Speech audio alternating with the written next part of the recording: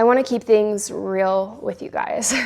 I have been in a not so great place right now, and it has been pretty hard for me to show up on social media, obviously film YouTube videos, being in this like mental health space. And I just want to be real with you guys and kind of bring you guys into this part of my life.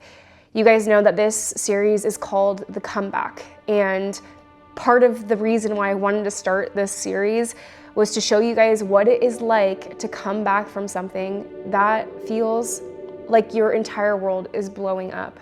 And I think over these past few weeks, I've been like scripting things to make things really like cohesive and make a lot of sense. And like I want this journey to be documented with things that are educational for you guys and providing you guys with value. And I think in doing that, it's provided me with a lot of comfort in not being vulnerable with y'all. And I think I'm at the place right now where I'm just super struggling mentally. And this is also part of the comeback. Dealing with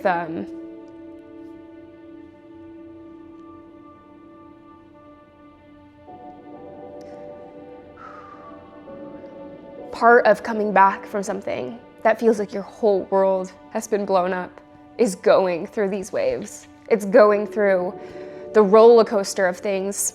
And I just kind of want to give you guys a real and raw update of where we're at. So that is what this video is going to be. In addition to kind of diving into what my life has been over the past few weeks, I also want to answer some of your guys' questions. So I will be doing that as well in this video. So hopefully you guys stick around. And if you don't, I also understand. Yesterday was our 2-month anniversary, I guess you could call it, of my miscarriage. And I started miscarrying on July 1st, and then into July 2nd is when I had my surgery. And you guys know, like, I had so much going on around that time that I almost like went into fight or flight and didn't have any time to actually digest what had happened. 2 days after I had surgery, I got on a flight and went to Tour de Mont Blanc. And at Tour de Mont Blanc, we ran 100 miles, 35,000 feet of elevation gain, all like within that first week of me going through my miscarriage. And then as soon as I got back, I then went to Austin. I had a beautiful Austin trip with some friends. And at the tail end of that Austin trip is when I feel like that's when things just really started to fall apart for me. Mentally. I feel like Austin is such a beautiful place for fitness and community, etc. But I had dealt with weight gain, obviously, in my first trimester. I went through my entire first trimester and a week after that. So 13 weeks of growing a baby, your body changes. And obviously after surgery and everything, I was left with a body that I didn't recognize. And obviously with huge hormone drop-offs, etc., I just felt so insecure.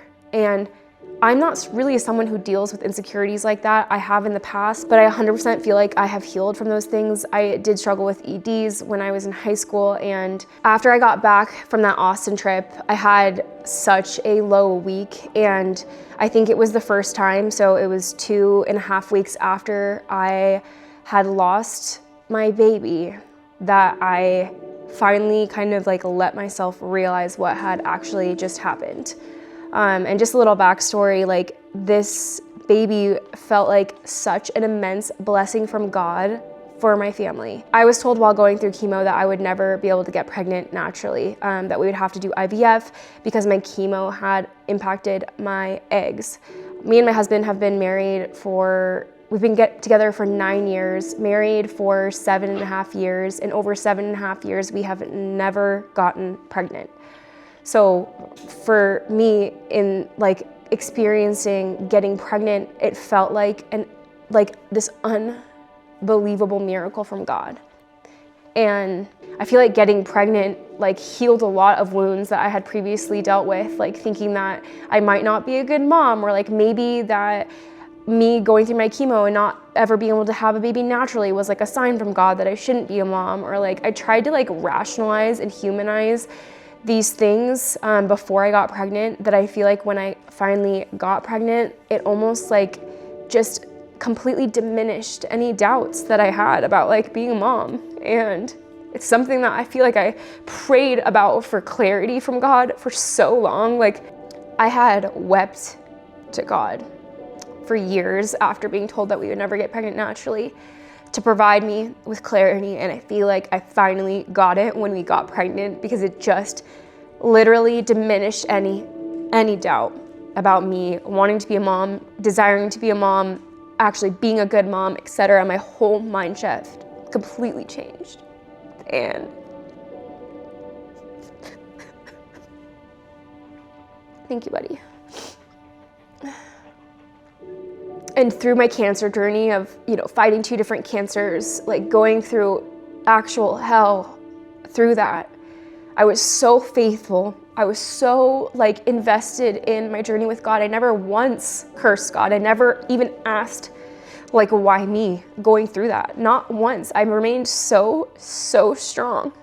And I feel like, I felt like and I still feel like to this day, my cancer journey was a actual gift in my life, because it provided me with so much perspective on how important it is to actually live life the way that life is meant to be lived, with joy and intentionality, and without this constant pull from the world of distraction, to actually just be truly living. And I think for so many years after going through my journey, I felt the blessings that God had provided me with for remaining faithful during those times. And honestly, I thought that this baby was one of those blessings. And the thing that's just been so hard over these past few weeks of actually grieving and actually allowing myself to have these feelings is being able to understand that getting pregnant with our son, Tatum, that is a blessing. And at the same time, this loss has been so unbelievably painful. And ultimately, something that I've been struggling with over the past few weeks has been falling into a lot of guilt. And honestly, I honestly feel like the enemy has been attacking my brain. And I feel like initially after going through my miscarriage, I was like, you know what? We found out that our baby had a chromosomal issue that would have resulted in stillbirth if we would have gone full term. And I learned that, and I think I convinced myself that was protection of my heart, and that was protection for our family, because that would have been so unbelievably tough.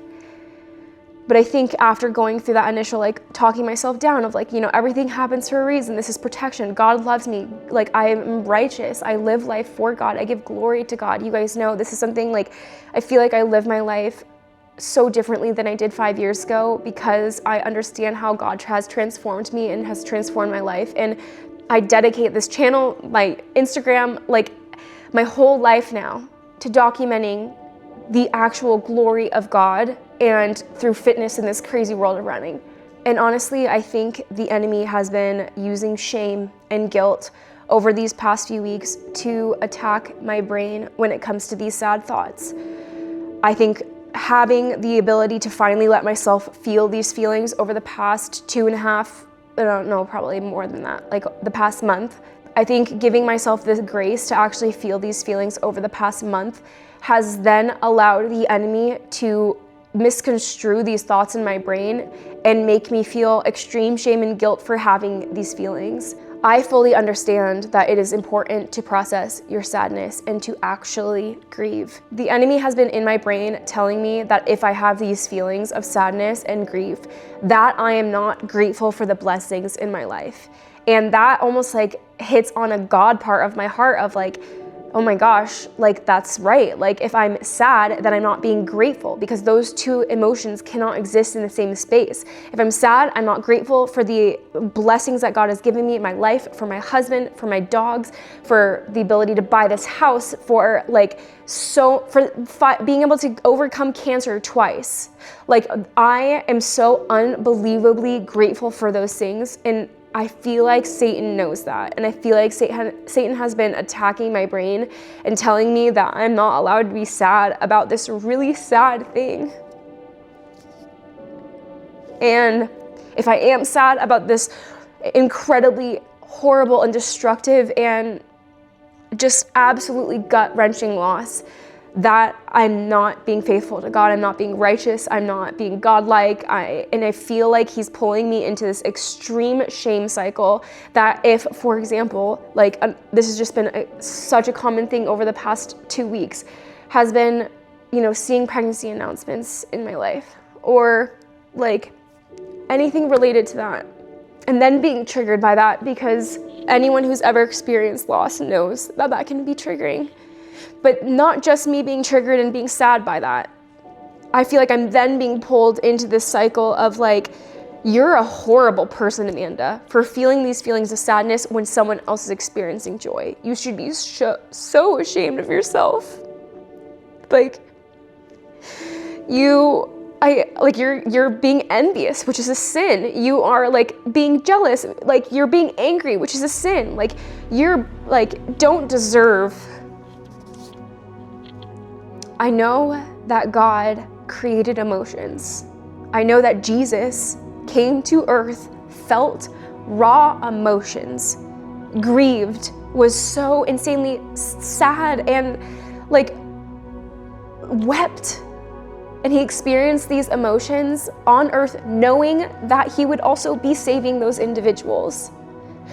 And I know that it's okay to feel these emotions. And I just feel like over the past few weeks, I have been like fighting these intense emotions that I feel like are proof that I am being attacked by the enemy. And this is a super long-winded explanation of that. And I think I'm just ultimately have finally come to a place where I want to talk about this because it has been holding me captive, and I want to share with you things that I have learned in this process and that are helping me through this. So I'm not healed from this, and I feel like I maybe did not do a great job in this series so far of telling you guys that I am not healed from this.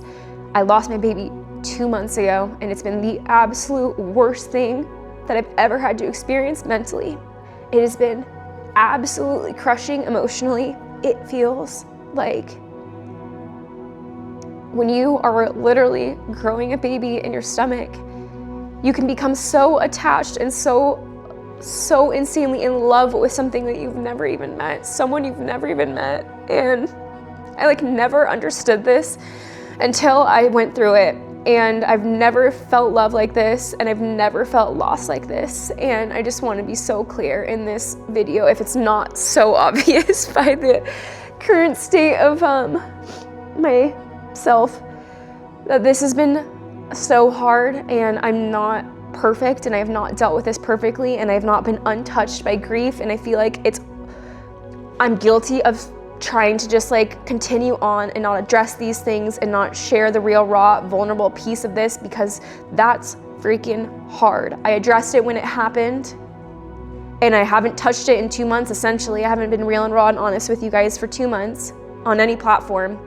And I'm just here to do that now, because I think it can provide some perspective and make others feel less alone. And you guys know, at the end of the day, like that is ultimately what I want from this platform, is to be so real and raw with you guys about everything. And I know how it feels to feel alone in something and feel so isolated, and I just want to help someone else not feel so isolated. So ultimately, I hope by sharing that I just don't have it all together right now, physically or mentally, that it helps someone out there.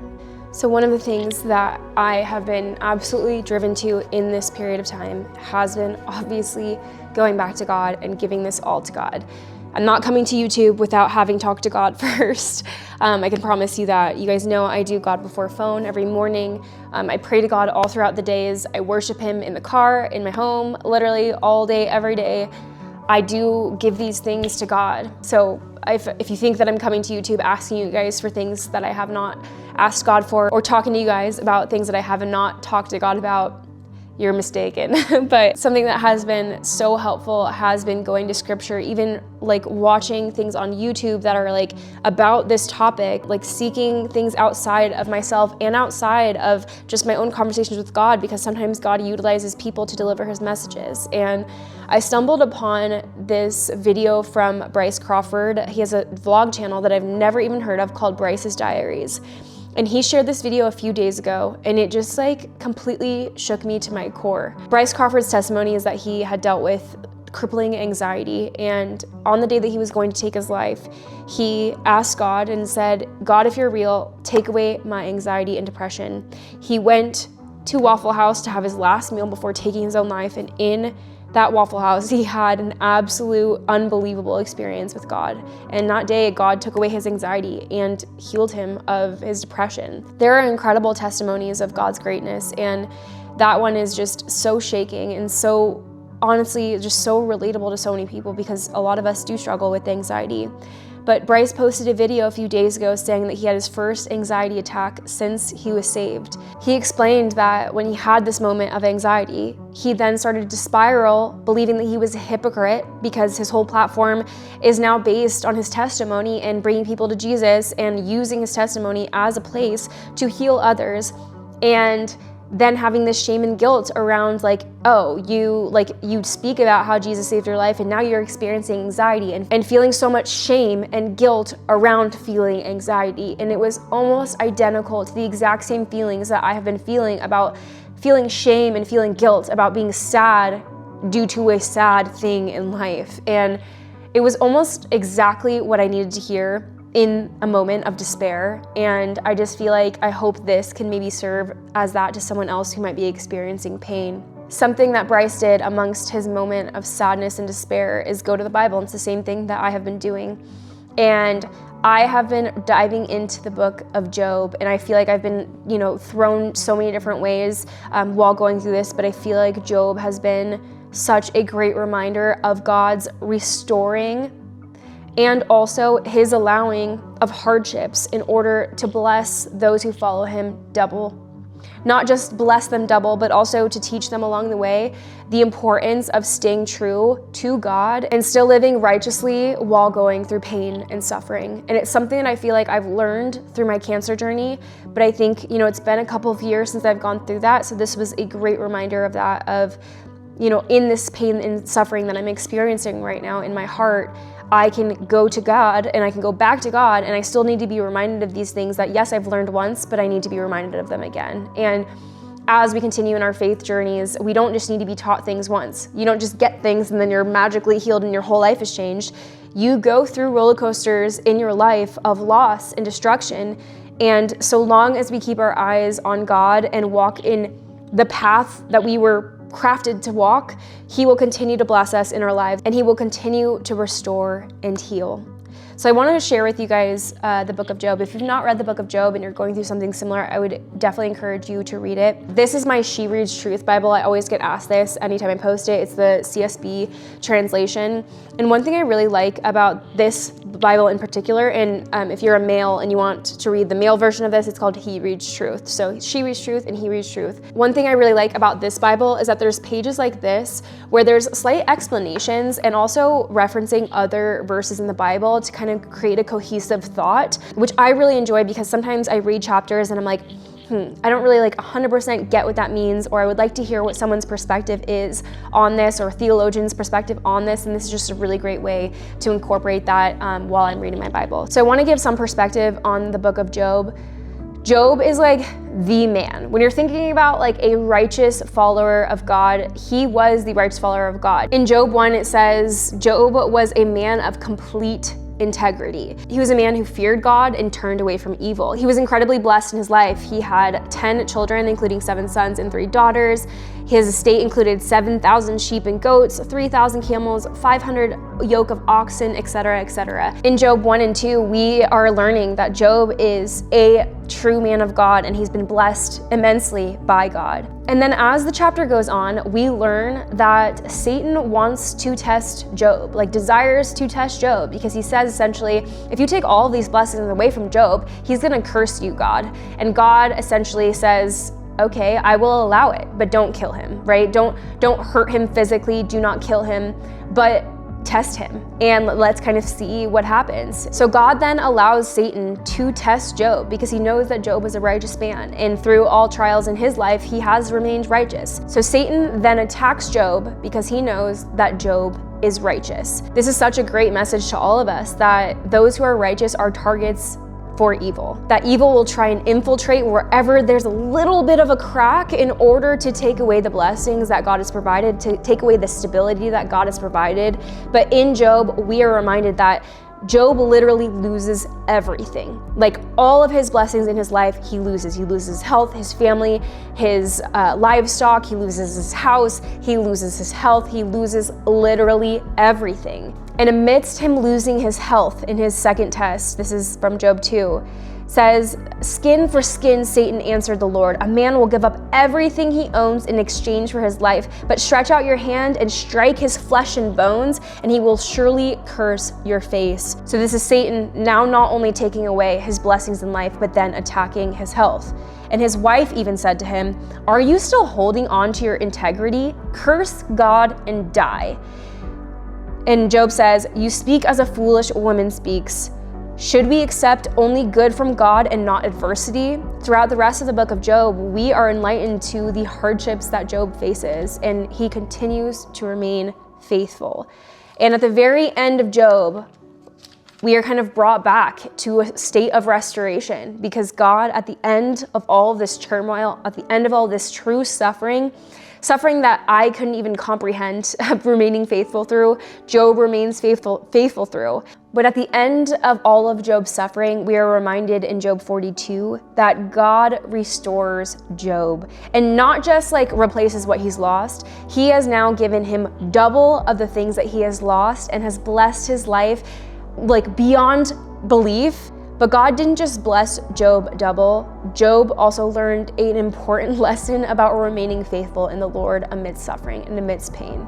So it says in this little page I want to share with you, it says, "As the story unfolds, we see Job suffer in ways most of us can't even fathom. Yet he remained determined to trust God's goodness and sovereignty in the midst of his deep pain." Job believed in God's faithfulness even as he ached for restoration. Notice how the restoration eventually unfolds. God didn't erase Job's painful memories. He didn't turn back the clock to the way things were. What he did instead was much more glorious. He redeemed all Job had endured. On a canvas of suffering, God painted a radiant picture of grace and redemption. After the dust settled and the darkness faded, something beautiful was left standing, a life restored. It says the final chapter of Job's story is one of the most profound messages in Scripture. Job 42 gives us the ending we've longed for. We find tangible evidence of restoration and discover that our great God is indeed willing and able to bring beauty from ashes. Our God is in the business of restoring our brokenness and redeeming our pain. So even just reading that again for you guys, I feel like this has brought me so much more peace than sitting in this grief and sitting in this like shame cycle of, condemning myself for feeling certain ways while experiencing grief. God didn't strike down Job for feeling certain ways of grief or feeling sad about his losses. God never once said, "You are not allowed to feel this way based on the events that have happened to you," because God understands our emotions. We don't even have to, though we should.